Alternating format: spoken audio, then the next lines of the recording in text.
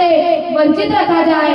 इसलिए फूले जी ने अपनी पत्नी माता सावित्रीबाई फूले को सबसे पहले शिक्षित करके समस्त महिलाओं के लिए 1848 में पुणे के बुधवारी पे अपने ब्राह्मण मित्र भिंडे के घर पे प्रथम बालिका स्कूल खोला और उन्होंने सन 1852 में दूसरा बालक स्कूल खोला और सन 1854 में उन्होंने कामकाजी महिला पुरुष जो शिक्षा से वंचित थे उनके लिए भी स्कूल खोलने का काम किया और वहाँ सबको पढ़ाने का भी काम किया।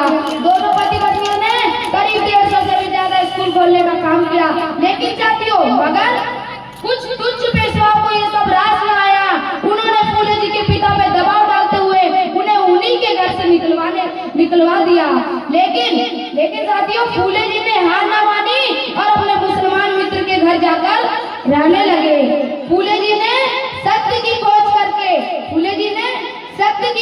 करके सच्चाई को अपने जीवन में अपनाने के लिए, जो अशिक्षित है उन्हें ज्ञानी बनाने के लिए, जो कमजोर है उनकी मदद के लिए 1873 में सत्य शोधक समाज की स्थापना की और छुआछूत, सती प्रथा, जाति व्यवस्था और तमाम धार्मिक सामाजिक बुराइयों के खिलाफ लगातार संघर्ष किया।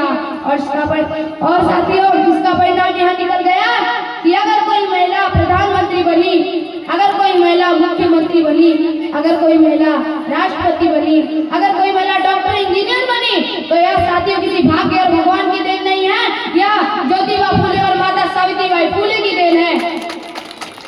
साथियों, इन्हीं महापुरुषों के संघर्ष के चलते किसी के पेट से राजा पैदा हो जाता है तो किसी के पेट से रंग पैदा हो जाता है, किसी के पेट से राजा पैदा हो जाता है तो किसी के पेट से रंग पैदा हो जाता है। लेकिन भीमाई एक ऐसी माता थी जिनके पेट से 14 अप्रैल 1891 में बापा का बाप पैदा होता है, डॉक्टर बाबा साहेब अम्बेडकर।